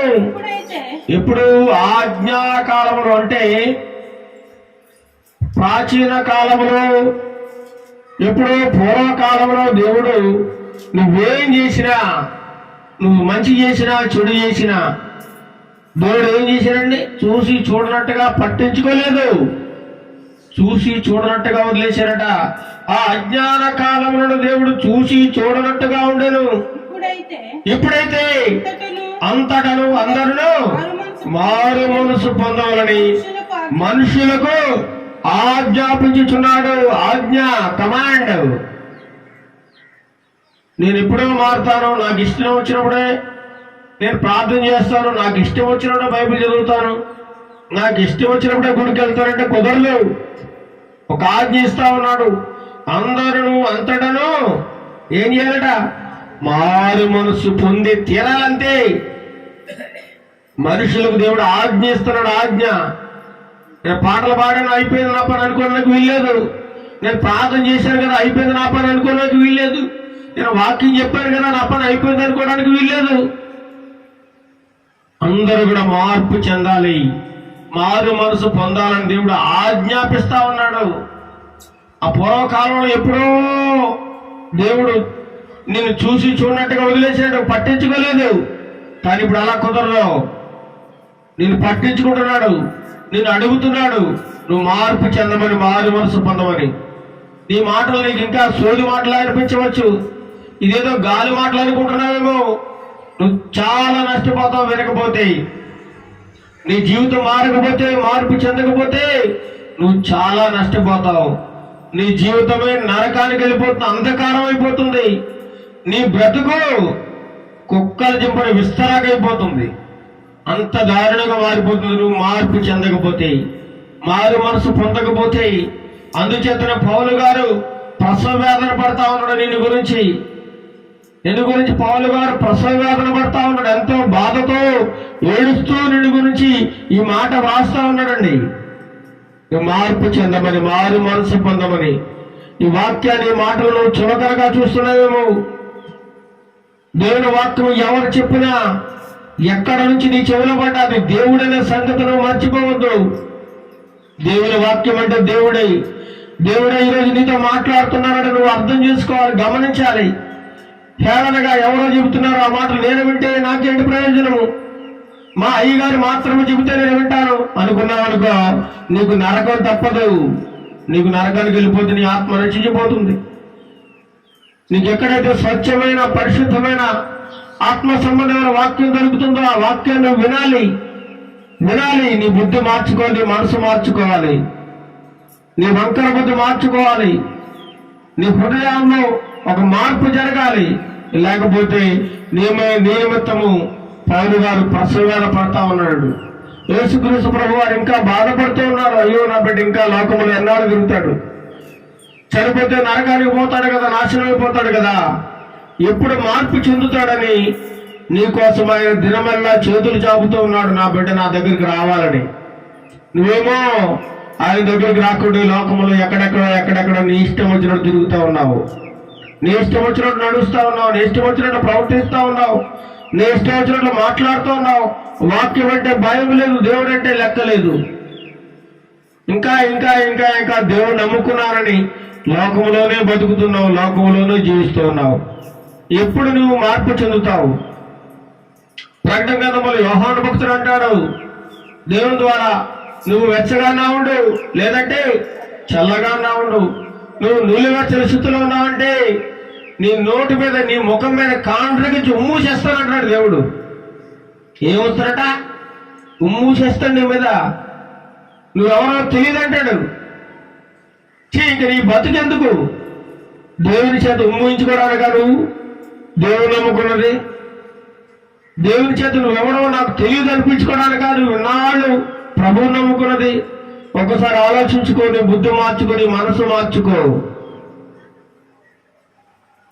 ఎవరు చెప్పినా దేవుని వాక్యాన్ని విను. వాక్యం అంటే భయపడు. దేవుని మాటలు ఇవి. ప్రతి ఒక్కరు చెప్పే దేవుని మాటలే. చెప్పే మనిషిని బట్టి కాదు ఆలోచించేది. మనకు వినబడుతున్న మాట దేవుని మాటలని చెప్పి నువ్వు భయపడు, భక్తితో జీవించు. అప్పుడు నీ హృదయం మారుతుంది, మార్పు చెందుతుంది. దేవుడు నిన్ను మెచ్చుకుంటాడు, ఆయన రాజ్యాన్ని నీకు దయచేస్తాడు. ఇంకేమంటున్నాడు చూడండి, కొలసీలకు రాసిన పత్రిక 2వ అధ్యాయము 8వ వచనం చూడండి. కొలసీలకు రాసిన పత్రిక, ఆయనను అనుసరింపక మనుషుల పారంపర్యాచారములను అనగా ఈ లోక సంబంధమైన మూలపాఠములను అనుసరించి ఇందాక చదువుకున్న మోసకరమైన మాటల్లోకి వెళ్ళిపోతున్నాం. ఆయన అనుసరించి నడుచుకోవాలి. అదే కొలసీలకు రాసిన పత్రిక 2వ అధ్యాయం 20వ వచనం చదవండి. మీరు మీరు క్రీస్తుతో కూడా క్రీస్తుతో కూడా లోకము యొక్క మూలపాఠముల విషయమై మృతి పొందిన వారైతే లోకములో బ్రతుకుచున్నట్లుగా మనుషుల ఆజ్ఞలను పద్ధతులను అనుసరించి చేత పట్టుకొనవద్దు, రుచి చూడవద్దు, ముట్టవద్దు అను విధులకు మీరు లోబడనేలా. ముట్టుకోవద్దు, పట్టుకోవద్దు, రుచి చూడొద్దు అంటున్నాడు. కొన్ని వాటిని తినకూడదు, అంతే. తినకూడదంటే తినకూడదు, వాటిని ముట్టుకోవద్దంటే ముట్టుకోకూడదు, వాటిని ఏం చేయకూడదు, పట్టుకోకూడదంట. పట్టుకోవద్దు, రుచి చూడవద్దు, ముట్టుకోవద్దు. ఈ లోక సంబంధమైన విషయాల్లో నువ్వు చాలా జాగ్రత్తగా ఉండాలి సుమా. Be careful. లోకంలో జీవిస్తున్న వాళ్ళకి ఎటువంటి రూల్స్ అండ్ రెగ్యులేషన్స్ లేవు, కానీ క్రైస్తవులకు మాత్రం చాలా రూల్స్ ఉన్నాయి, రూల్స్ అండ్ రెగ్యులేషన్స్ ఉన్నాయి. నీ ఇష్టానుసారంగా నడుస్తానంటే ఏమాత్రము దేవుడు ఒప్పుకోడు, ఏమాత్రం ఒప్పుకోడు, ఏమాత్రము. ఆయన చెప్పింది చేసి తీరాల్సిందే. క్రీస్తుతో కూడా లోకం యొక్క మూల పాఠం విషయం ఏం చేయాలి? నువ్వు చచ్చిపోవాలి. లోక విషయంలో చచ్చిపోవాలట, లోక ఆచారం విషయంలో చచ్చిపోవాలి. క్రీస్తుతో కూడా నువ్వు సమాధి చేయబడాలి. లోకములు అందరూ బతుకున్నట్లుగా నువ్వు అన్యుల ఆచారాల పద్ధతులను అనుసరించి నువ్వు బతకడానికి వీల్లేదంటున్నాడు దేవాది దేవుడు. అవన్నీ వాడుకున్న చేత ఏం చేస్తాడు? నశించిపోవును. నువ్వు కానీ అలాంటి పనులు చేసావు అనుకో, నశించిపోతావట. ఎంత గొప్ప మాట చూడండి. నువ్వు అందరూ చేసినట్లుగా నువ్వు చేసావు అనుకో, నీ మీదకి శాపం వచ్చేస్తుంది, నీ కుటుంబం మీదకి శాపం వస్తుంది. జాగ్రత్త సుమా అంటున్నాడు దేవుడు. ఇంక చూద్దాం చివరిగా రోమీయులకు రాసిన పత్రిక 6వ అధ్యాయం 6వ వచనం. రోమీయులకు రాసిన పత్రిక 6వ అధ్యాయం 6వ వచనంలో చూస్తే అక్కడ చక్కని మాట కనబడుతుంది. ఏమనగా మానవికను పాపమునకు దాసులము కాకున్నటకు పాప శరీరము నిరర్థక మగునట్లు మన ప్రాచీన స్వభావము ఆయనతో కూడా సిలువ వేయబడినని ఎరుగుదుము. మనము ఇంకా దేనికి దాసులు కాకూడదట? దేనికి? పాపమునకు దాసులు కాకూడదు. కొంతమంది డబ్బుకు దాసులు అయిపోతారు, కొంతమంది బంగారానికి దాసులు అయిపోతారు, కొంతమంది ఏమో బట్టలకు దాసులు అయిపోతారు, కొంతమంది మంచి మంచి ఇళ్ళకి దాసులు అయిపోతారు, కొంతమంది భూములకు దాసులు అయిపోతారు. ఈ లోకంలో రకరకాల వస్తువులకు దాసులుగా జీవిస్తూ ఉన్నారు. నువ్వు అలాంటి వాటికి నువ్వు దాసులుగా ఉండొద్దు అంటున్నాడు. ఈ పాప శరీరము నిరర్థకమైపోతుంది, ఎటువంటి ఉపయోగం లేదు ఈ శరీరము. నువ్వు చనిపోతే సాయంత్రానికే కంపు కొడుతుంది ఈ శరీరము, కాలు చేస్తే బూడిదైపోతుంది, గోతులు పెడితే పురుగులు పట్టేస్తే నాశనం అయిపోతుంది. ఈ శరీరం కోసమా నువ్వు ఈ ప్రయాస? ఈ శరీరం కోసమా నువ్వు ఇంత పాకులాడుతున్నావు ఈ లోకంలో? ఏమంటున్నాడు? మనమిక నువ్వు పాపులము దాసులము కాకున్నట్టుకు పాప శరీరము నిరర్థకమగునట్లు మన ప్రాచీన స్వభావం ఆయనతో కూడా ఏం చేయబడాలట? సిలువ వేయబడాలి. సిలువ వేసేయాలి. ఈ లోకంలోని అలవాట్లకు సిలువ వేయాలి, సమాధి కట్టేయాలి. దొంగతనానికి, వ్యభిచారానికి, ఏమండి ఈ లోక సంబంధమైన అలవాట్లకు నువ్వు సమాధి కట్టాలంటున్నాడు దేవుడు. సమాధి కట్టకపోతే అవన్నీ నీలో జీవించి ఉంటాయి. నీ ఆత్మ నరకానికి వెళ్ళిపోతుంది, నువ్వు రక్షించిపోతావు. జాగ్రత్త అని చెప్పి దేవుడిలో ఈ రోజున ఉదయకాల సమయంలో నిన్ను హెచ్చరిస్తా ఉన్నాడు. ఈ స్వరమును విన్నట్లయితే నీ బ్రతుకును మార్చుకో. నువ్వు పరిపూర్ణమైన జీవితాన్ని జీవించాలంటే ఇప్పుడే మారు మనసు రక్షణను పొందాలని దేవుని వాక్యం సెలవుస్తా ఉంది. అదే 6వ అధ్యాయం ఎఫెసీయులకు రాసిన పత్రిక 6వ అధ్యాయము 12వ వచనం చూడండి. ఎఫెసీయులకు రాసిన పత్రిక 6వ అధ్యాయం 12వ వచనంలో మనం ఎవరితో పోరాడుతున్నాం చూడండి. ఏలైనగా మనము పోరాడనది శరీరాలతో కాదు గాని ప్రధానులతోనూ అధికారులతోనూ ప్రస్తుత అంధకార సంబంధులకు లోకనాథులతో ఆకాశ మండలమున్న దురాత్మల సమూహములతోనూ పోరాడుచున్నాము. ఈ లోకంలోనూ పోరాడేది శరీరులతో కాదట. శరీరులు అంటే ఇక్కడ రక్త మాంసములతో కాదంటున్నాడు ఇక్కడ కింద.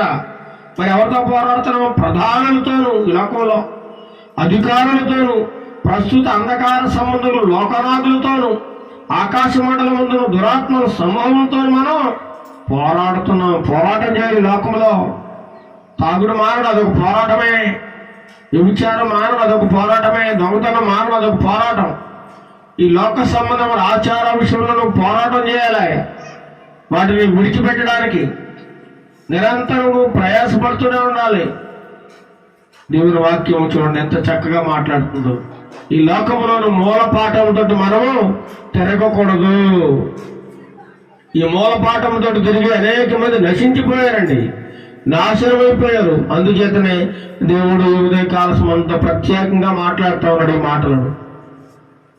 కాబట్టి ఈ లోక సంబంధమైన ఆచారాల్లో కానీ, ఈ లోక సంబంధమైన అలవాట్లలో కానీ మన ఏ విషయంలో పాలు పంచుకోకుండా, ఇందులోనూ మనం పాల్గొనకుండా ఈ లోకంలో జీవించినా సరే లోకానికి వేరుగా ఉండి ప్రత్యేకంగా జీవించినట్లయితే ఆ నిత్య రాజ్యాన్ని మనం అందరం పొందుకోగలము. ఆ మహిమలో మనమందరం ఉండగలమని దేవుడు ఈ యొక్క వాక్యోధర్మంతో మాట్లాడుచున్నాడు. దేవుడు కొద్ది మాటలను దీవించి ఆశీర్వదించి మనందరి హృదయాల్లో స్థిరపరచునుగాక. ఆమేన్. ప్రార్థన చేసుకుందాం. మహాగురుడు మహోన్నతుడైన మా ప్రియ తండ్రి, నీకే వందనాలు స్తోత్రాలు చూస్తున్నాం నాయన. ఇంతవరకు నీ వాక్యపు వెలుగులోంచి అనేకమైన సత్యాలను మాకు బోధించిన ఆయన, మేము ఎలా జీవించాలో ఈ లోకం మూలపాఠంతో మరలా తిరిగితే ఎటువంటి నష్టం జరుగుతుందో, మా ఆత్మకు ఎటువంటి నష్టం జరుగుతుందో, ఏ విధమైన నాశనం కలుగుతుందో మాకు తెలియజేస్తున్నందుకు మీకు వందనాలు స్తోత్రాలు చెల్లిస్తున్నాం నాయన. మీరు మమ్మల్ని గురించి ఎంతగానో ప్రసవేదన పడుతున్నారు నాయన, ఎంతగానో బాధపడుతున్నారు ప్రభువా. మేము లోకంలో కలిసిపోతామేమో అని, లోకం అలవాట్లలో మేము పాలు పొందుతామేమో అని మీరెంతగానో, పౌలు గారు ఎంతగానో ప్రయాసపడుతున్నారు ప్రభువా. అలాగే మీరు కూడా మా నిమిత్తం ఎంతగానో ఆలోచిస్తున్నారు. నా బిడ్డ నశించిపోకూడదు, నా బిడ్డ నాశనం అయిపోకూడదు, ఏ విషయంలో తప్పుకోకూడదని మీరు నిత్యము మమ్మల్ని కాపాడుతున్నారు ప్రభువా. ఈ లోకంలో అపవాది దురాత్మ శక్తుల చేత మేము లొంగిపోకుండా, లోకంలో అలవాట్లకు మేము లొంగిపోకుండా, లోకంలో మేము కలిసిపోకుండా నాయన ప్రత్యేకంగా జీవించడానికి నీ సహాయం, నీ కృప దయచేయండి ప్రభువా. ఎంతమంది ఈ స్వరాన్ని వింటున్నారో ఆ విన్న వారందరూ నాయన భయంతో, భక్తితో జీవించడానికి, వాక్య ప్రకారంగా జీవించడానికి, నీకు లోబడి నాయన ఈ లోక సంబంధం మూలపాఠంలో విడిచిపెట్టి నాయన ఆత్మస్వరూపుడైన నిన్ను ఆరాధించే భాగ్యం ప్రతి ఒక్కరికి దయచేయండి నాయన. ప్రతి ఒక్కరు హృదయంలో నూతన మారు మనసు దయచేయడం, మార్పు దయచేయడం ప్రభు. అందరూ అంతటా మారు మనసు పొందాలని నువ్వు కోరుకుంటున్నావు ప్రభు. ప్రతి ఒక్కరికి మార్పు దయచేయండి నాయన. ఎంతకాలం మీరు మార్పు లేని వారిగా జీవిస్తారు, ఎంతకాలం మీరు లోకంలో కలిసి నశించిపోతారని మీరు ఎంతగానో మా నిమిత్తము బాధపడుతున్నారు ప్రభు. మేము ప్రతినిత్యం మేము గాయములను రేపుతున్నామేమో నాయన, మమ్మల్ని క్షమించండి ప్రభు. మేము అల్పులము, అయోగ్యులము, దుర్మార్గులము, నీచులము, దుష్టులము నాయన, ఎందుకు పనికిరని వారు ప్రభు. పాపములో జీవిస్తున్న మమ్మల్ని మీరు పాపములో నుంచి లేవనెత్తి విడిపించిన ఆయన, పాపపు సంఖ్యలు తెంచివేసి నీ బిడ్డగా చేసుకున్న ఆయన, ఈరోజు నీ వాక్యము బోధించే శక్తిని నాకు ఇచ్చినందుకు నీకు వందనాలు స్తోత్రాలు చేస్తున్నావు నాయన. ఒకప్పుడు నేను లోకంలో జీవించిన వాడిన ప్రభా, లోకంతో కలిసి బ్రతికిన వాడిని నాయన. నాలో మార్పును దయచేసావు నాయన. లోక సంబంధమైన ఆచారంలో పాలు పొందిన వాడిన ప్రభా దేవనాయన. నన్ను ఈ లోకం నుంచి విడిపించి, లోక సంబంధమైన ఆచారాల నుంచి విడిపించిన ఆయన, నీ పవిత్రమైన రక్తంతో కడిగి ముద్రించిన ఆయన, ఈరోజు నీ వాక్యమును బోధించి శక్తిని దయచేసినందుకు నీకు వందనాలు స్తోత్రాలు ఆయన. ప్రతి బిడ్డకు మార్పు దయచేయండి, మారు మనసు దయచేయండి అన్న. ప్రతి బిడ్డను నీ అమూల్యమైన రక్తంతో కడిగి శుద్ధి చేయండి. ఎంతమైతే అనారోగ్య సమస్యలతో బాధపడుతున్న వారందరికీ సంపూర్ణమైన స్వస్థత, విడుదల, ఆరోగ్యం దయచేయండి ప్రభా. ప్రతి ఒక్క కుటుంబాన్ని దీవించండి నాయన. ప్రియ బిడ్డలు పరీక్షలు వ్రాస్తూ ఉండగా వారికి మంచి జ్ఞానము దయచేయండి నాయన. చదువులు మంచి ఉత్తీర్ణత దయచేయండి ప్రభా. ఉద్యోగులు లేని బిడ్డలకు ఉద్యోగాలు దయచేయండి. సంతానం లేని బిడ్డలకు సంతానం దయచేయండి ప్రభా. అప్పుల సమస్యలతో బాధపడుతున్న వారికి వారి రుణముల నుండి విడుదల దయచేయండి ప్రభా. శాంతి దయచేయండి ప్రభా. ఏ కుటుంబాలు అయితే చెప్పుకోలేని సమస్యలతో బాధపడుతున్నారో వారి సమస్యలన్నిటి నుంచి మీరు విడిపించండి ప్రభా. కుటుంబంలో మంచి బంధాలు, బాంధవ్యాలు మీరు నింపండి ప్రభా. ప్రేమను దయచేయండి ప్రభా. ప్రేమను దయచేయండి నాయన. చాలా కుటుంబాలు ఇంకా కక్షతో, పగతో, అసూయతో ఇంకా రగిలిపోతూ ఉన్నారు నాయన. వారిలో మార్పు దయచేయండి. మానవత్వం దయచేయండి ప్రభా. వారిలో ఉన్నటువంటి రాతి గుండెను తీసివేసి మాంస గుండెను దయచేయండి నాయన. ఎంతకాలం మీరు ఈ లోక సంబంధమైన పగ, ప్రతీకారాలతో రగిలిపోతారు? ఎంతకాలం మీరు మార్పు చెందకుండా జీవిస్తారని నీవు ఈరోజు వాక్యం ద్వారా మాతో మాట్లాడినందుకు మీకు వందనాలు నాయన, వందనాలు. ఈ లోకములో మూల పాఠంతో మేము మరలా తిరగకుండా నీలో నిలకడగా ఉండే జీవితాన్ని, నీలో నిలకడగా ఉండే స్వభావాన్ని మా అందరికీ దయచేయమని, ఏ విషయంలో మేము తప్పుపోకుండానైనా నీ వైపు చూస్తూ నీ వైపు గురి కలిగి జీవించే కృపను మా అందరికీ దయచేయమని, ఘనత, మహిమ, ప్రభావాలు మీరే పొందుకునమని యేసుక్రీస్తు నామమున అడిగి ప్రార్థిస్తున్నాం తండ్రి. ఆమేన్, ఆమేన్.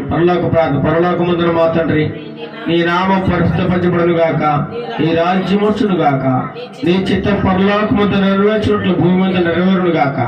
మాకు కావాల్సిన అనుదినాహారం నేడు మాకు దయచేయము. మా రుణస్తులను మేము క్షమించిన ప్రకారం మా రుణములు క్షమించము. మమ్మల్ని శోధనల నుండి దాకా కీడులను తప్పించము. ఎందుకంటే రాజ్యము, బలము, మహిమ నిరంతరమునైనావు తండ్రి. ఆమేన్, ఆమేన్. ఆశీర్వాదం మన తండ్రి దేవుని ప్రేమయు, మన ప్రభువైన యేసుక్రీస్తు కృపయు, పరిశుద్ధాత్మ దేవుని యొక్క అన్యోన్య సహవాసము ఇప్పుడు ఎల్లప్పుడూ మాకును, మా కుటుంబాలకును, తండ్రి ప్రభా, మా చుట్టూ ఉన్న కుటుంబాలకును, మా గ్రామంలో ఉన్న ప్రతి కుటుంబానికి, మా మండలమునకు, మా రాష్ట్రమునకు, మా దేశమునకు, మా జిల్లాకు, ప్రపంచ దేశములందరికీ కూడా తోడేడు నడిపించును గాక. ఆమేన్, ఆమేన్. అందరికీ వందనములు. Praise the lord.